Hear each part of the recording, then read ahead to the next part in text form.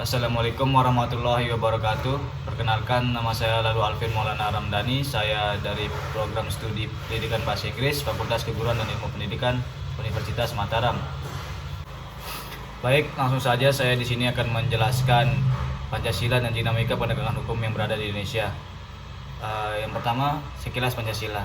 Pada sidang pertama Badan Penyelidik Usaha-Usaha Persiapan Kemerdekaan atau BPUPKI dalam 1 Juni 1945, untuk pertama kalinya Soekarno memperkenalkan dasar negara Indonesia yang kelak merdeka yang disebut Pancasila. Soekarno menyebutnya sebagai filosofi Grundslag atau pandangan hidup bangsa Indonesia. Oleh karena itu, Pancasila memiliki dua kepentingan yaitu pertama, Pancasila diharapkan senantiasa menjadi pedoman dan petunjuk dalam menjalani keseharian hidup manusia Indonesia baik dalam keluarga, bermasyarakat maupun berbangsa. Kedua, Pancasila diharapkan sebagai dasar negara sehingga suatu kewajiban bahwa dalam segala tatanan kenegaraan, entah itu di dalam hukum, politik, ekonomi maupun sosial masyarakat, harus berdasarkan dan bertujuan pada Pancasila. Apabila dicermati, Pancasila sebenarnya bukanlah hasil konstruksi baru pemikiran Soekarno, melainkan kenyataan hidup masyarakat dan bangsa Indonesia yang telah lama bertuhan, beradab, berkeluargaan, bermusyawarah untuk mufakat dan berkeadilan. Dan yang kedua, fungsi Pancasila sebagai sumber segala hukum. Fungsi Pancasila sebagai sumber segala hukum mengandung arti bahwa Pancasila berkedudukan sebagai satu, ideologi hukum Indonesia. Dua, kumpulan nilai-nilai yang harus berada di belakang keseluruhan hukum Indonesia. Tiga, asas-asas yang harus diikuti sebagai petunjuk dalam mengadakan pilihan hukum di Indonesia. Empat, sebagai suatu pernyataan dari nilai kejiwaan dan keinginan bangsa Indonesia.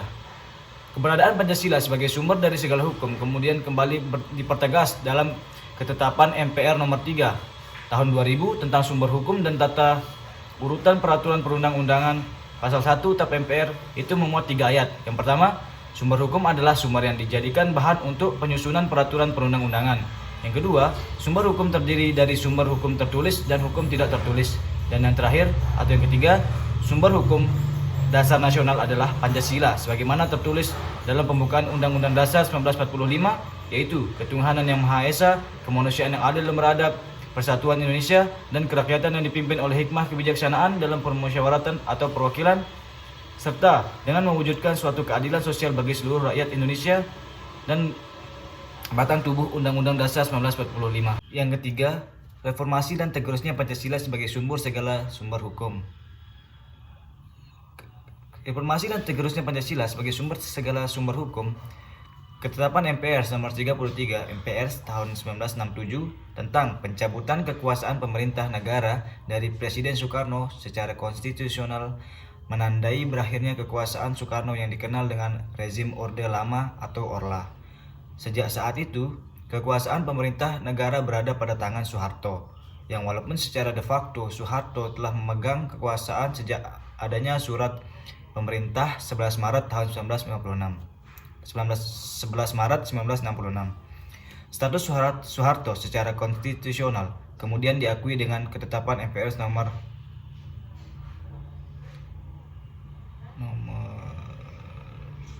24 MPRS 1968 tentang pengembangan ketetapan MPRS nomor 9 MPRS tahun 1966 sebagai Presiden Republik Indonesia. Kekuasaan Soeharto menandai rezim Orde Baru atau Orba dengan jargon terkenalnya politik no pembangunan yes. Dalam mengemban kekuasaannya, Orba menerapkan Pancasila dan UUD 1945 secara murni dan konsekuen. Hal ini kemudian dianggap sebagai suatu bentuk pengkultusan Pancasila, sehingga Pancasila menjadi ideologi yang kaku dan tertutup. Dengan adanya upaya pengkultusan Pancasila tersebut, maka tentu mengharuskan setiap aspek kehidupan dalam bermasyarakat dan berbangsa, baik secara hukum, ekonomi, politik, maupun sosial masyarakat menerapkan Pancasila. Artinya, segala segi kehidupan tidak boleh bertentangan dengan Pancasila. Akan tetapi, Dalam penerapan Pancasila secara murni dan konsekuen tersebut, rezim Orba atau Orde Baru mempraktikkan kekuasaan otoritarian yang membelenggu kebebasan dan hak asasi manusia atau HAM setiap rakyat Indonesia. Kenyataan inilah yang menggugah gejolak ketidakpuasan rakyat terhadap pemerintah Orba, bahkan terhadap keberadaan Pancasila yang kerap dijadikan dogma kaku. Ketidakpuasan rakyat Indonesia kemudian mencapai puncaknya pada tahun 1998. Tahun itu kemudian menjadi tonggak sejarah bagi dinamika kenegaraan Indonesia. Bagaimana tidak? Pada tahun itu terjadi sesuatu peristiwa bersejarah, yaitu reformasi. Peristiwa itu tentu saja dilatar belakangi ketidakpuasan rakyat pada stagnansi pemerintah baik dalam ekonomi, politik, kebebasan maupun hukum. Reformasi tersebut dipelopori kaum muda, khususnya mahasiswa yang bersama-sama masyarakat berupaya menggulingkan Presiden Soeharto. Upaya penggulingan rezim Orba yang otoriter tersebut kemudian menggapai hasil memuaskan yang ditandai dengan pengunduran diri Presiden Soeharto pada 21 Mei 1998. Dan yang terakhir adalah menerapkan Pancasila sebagai sumber segala sumber hukum. Tergerusnya Pancasila sebagai sumber segala sumber hukum mengakibatkan Pancasila tidak lagi memiliki daya mengikat dalam sistem hukum nasional. Realitas berhukum yang jauh dari koridor norma dasar negara ini menyebabkan materi muatan hukum dan pelaksanaan hukum di Indonesia tidak menemukan suatu bentuk yang jelas. Apalagi dengan adanya sikap-sikap resistensi terhadap Orba dan menguatnya pluralisme hukum menambah tidak beridentifikasinya sistem hukum nasional.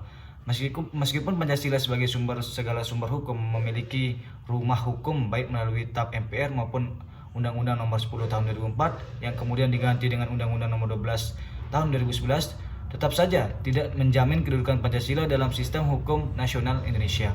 Oleh karena itu, diperlukan beberapa upaya agar Pancasila sebagai segala sumber hukum tidak hanya sebatas memiliki rumah hukum, tetapi dapat diterapkan dalam sistem hukum.